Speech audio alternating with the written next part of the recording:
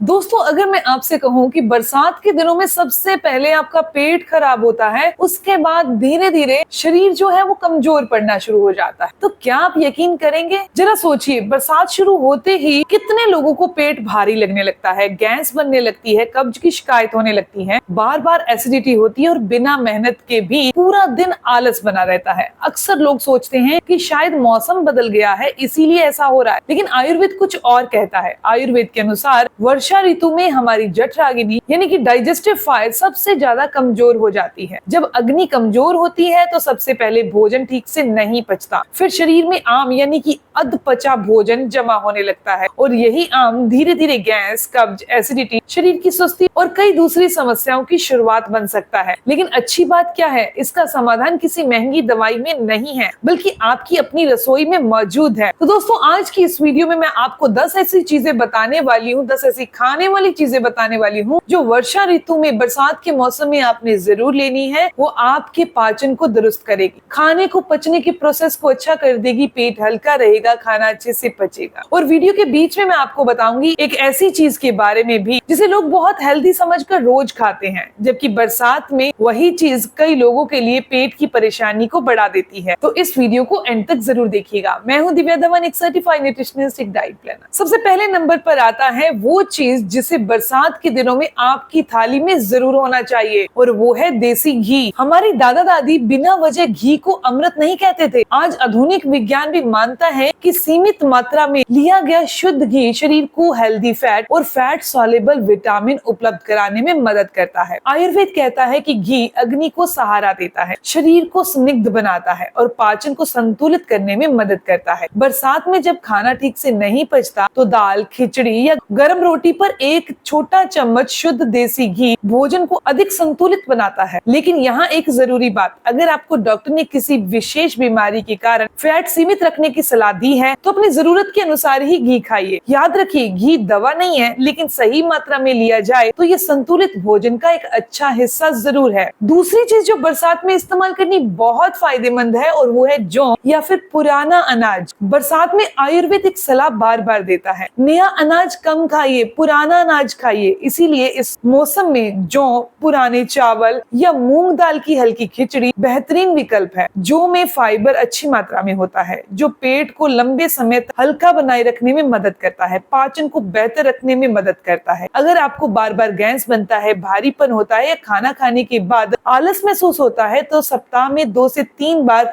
जौ का दलिया या जौ की रोटी खानी चाहिए। अब बात करते हैं तीसरी चीज की, और वो है काले चने। अगर आप चाहते हैं कि बरसात के मौसम में शरीर को ताकत भी मिले और पेट भी ज्यादा परेशान ना हो तो काले चने एक बेहतरीन विकल्प है। काले चने में अच्छी मात्रा में प्रोटीन, फाइबर, आयरन और कई जरूरी मिनरल पाए जाते हैं जो शरीर को ऊर्जा देने में और लंबे समय तक पेट भरा रखने में मदद करते हैं। लेकिन यहाँ लोग एक बहुत बड़ी गलती कर देते हैं। आजकल बहुत से लोग हर मौसम में कच्चे अंकुरित चने खाना शुरू कर देते हैं। बरसात में ऐसा करना सही नहीं माना जाता, क्योंकि इस मौसम में नमी ज्यादा होती है जिससे बैक्टीरिया और दूसरे सूक्ष्म जीव तेजी से बढ़ते हैं। इसीलिए बरसात में काले चने को हमेशा अच्छी तरह उबाल के खाइए। ऊपर से थोड़ा सा भुना हुआ जीरा, चुटकी भर हींग और सेंधा नमक डाल दीजिए। इससे स्वाद भी बढ़ेगा और कई लोगों को पचने में जो आसानी नहीं होती तो आसानी से ये काले चने पच भी जाएंगे। याद रखिए, बरसात में खाना सिर्फ पौष्टिक होना ही काफी नहीं है, बल्कि आसानी से पचना भी जरूरी है। चौथे अनाज की बात करते हैं। और बरसात के मौसम में लोग बहुत ज्यादा काम नहीं भी करते, फिर भी थकावट महसूस करते हैं, कमजोरी महसूस करते हैं, शरीर में ऊर्जा कम लगती है और लोग तुरंत बाजार जाकर कोल्ड ड्रिंक या पैकेट वाले जूस की तरफ भागते हैं। लेकिन अगर आप एक प्राकृतिक विकल्प चाहते हैं तो सत्तू आपकी रसोई का सबसे बड़ा साथी बन सकता है। चने का या जौ का सत्तू इस्तेमाल करिए जो प्रोटीन, फाइबर और कई जरूरी पोषक तत्वों का अच्छा स्रोत है। अगर दोपहर में हल्की भूख लगे तो 1 गिलास पानी में 2 चम्मच सत्तू, थोड़ा भुना जीरा, थोड़ा काला नमक, चाहे तो कुछ पुदीने के पत्ते मिक्स करिए। ये शरीर को हल्का महसूस करवाने के साथ साथ लंबे समय तक ऊर्जा बनाए रखने में मदद करता है। अब बात करते हैं 5वें बीज की। और ये 5वें बीज दिखने में बहुत छोटे हैं, लेकिन ये सुपर फूड की कैटेगरी में आते हैं। यहाँ बात कर रहे हैं अलसी के बीज की। अलसी में भरपूर मात्रा में ओमेगा 3 फैटी एसिड, फाइबर और एंटीऑक्सीडेंट पाए जाते हैं। अक्सर बरसात में आपका पेट ठीक से साफ नहीं होता, यहाँ सुबह पेट साफ होने की दिक्कत होती है, तो अलसी मदद कर सकती है। लेकिन इसे सीधा कच्चा खाने की बजाय हल्का सा भून लीजिए। सिर्फ रोजाना आपको आधा से 1 छोटा चम्मच अच्छी तरह चबा कर खाना है। ऊपर से 1 गिलास गुनगुना पानी पी लीजिए। इसका इस्तेमाल करने से 1 से 2 दिन के अंदर कब्ज से राहत मिलती है, पेट के भारीपन में आराम मिलता है। लेकिन एक बात ध्यान रखिएगा, अलसी की मात्रा बहुत ज्यादा लेने से इससे पेट फूलने लगता है, तो छोटा आधा से 1 चम्मच ही इसकी मात्रा रोज लेनी है। अब बात करते हैं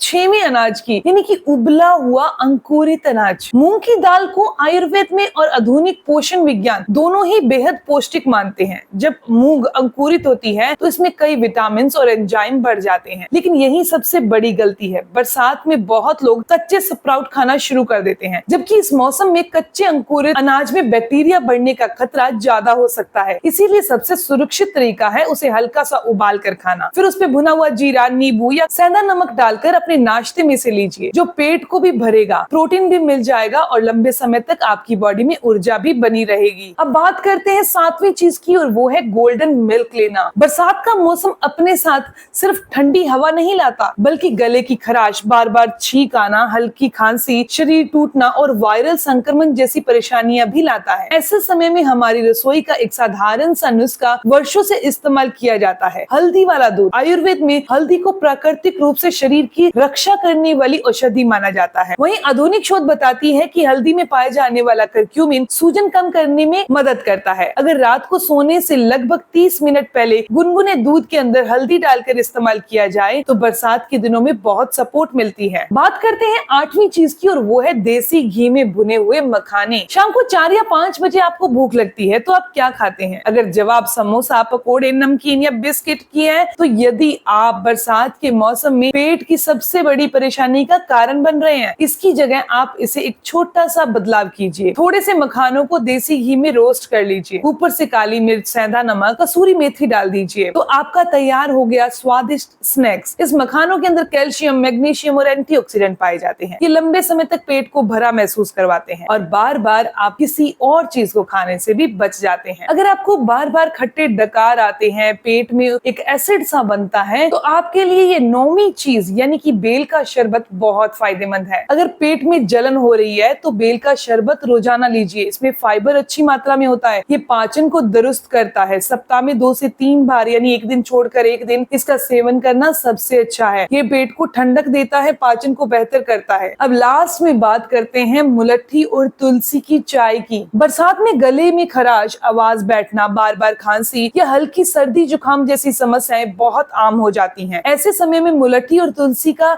गर्म पेय काफी आराम देता है। इसे बनाना भी बहुत आसान है। आपने 1 कप पानी लेना है, उसमें 3 से 4 तुलसी के पत्ते डाल दीजिए, मुलट्ठी का एक छोटा सा टुकड़ा डाल दीजिए, पानी में इन दोनों चीजों को उबालिए, उसके बाद छान कर सिप सिप करके पीजिए। बदलते मौसम के लिए बहुत अच्छा है। अब लास्ट में आपको बताने वाली हूँ कि बरसात के मौसम में कौन सी चीजें नहीं खानी। दोस्तों, सिर्फ ये चीजें खाना काफी नहीं है, कुछ गलत आदतों से भी आपको बचना होगा। बरसात में कोशिश कीजिए कि कच्चे अंकुरित अनाज से बचिए, बासी खाना बिल्कुल ना खाइए, बार बार तला भुना भोजन ना करिए, खुले में मिलने वाले कटे हुए फल बिल्कुल ना खाइए, बहुत ठंडे पेय पदार्थों का सेवन नहीं करिए। बरसात में कमजोर पेट नहीं बल्कि गलत खान पान हमें बीमार बनाता है। तो दोस्तों, ये 10 ऐसे सुपर फूड जिन्हें सही मात्रा में सही तरीके से अपनी डाइट में शामिल करके आप बरसात के मौसम में अपने पाचन को, ऊर्जा को और बढ़ा सकते हैं। दोस्तों, अगर आपको ये जानकारी अच्छी लगी, आपके काम की है, तो इस वीडियो को लाइक जरूर करिएगा, अपने दोस्तों के साथ जरूर शेयर करिएगा और ऐसी ही जानकारी आपको मिलती रहे, चैनल को सब्सक्राइब कर लीजिए, बेल आइकन पर प्रेस करिएगा। मिलते हैं दोस्तों नेक्स्ट वीडियो में, तब तक के लिए गुड बाय।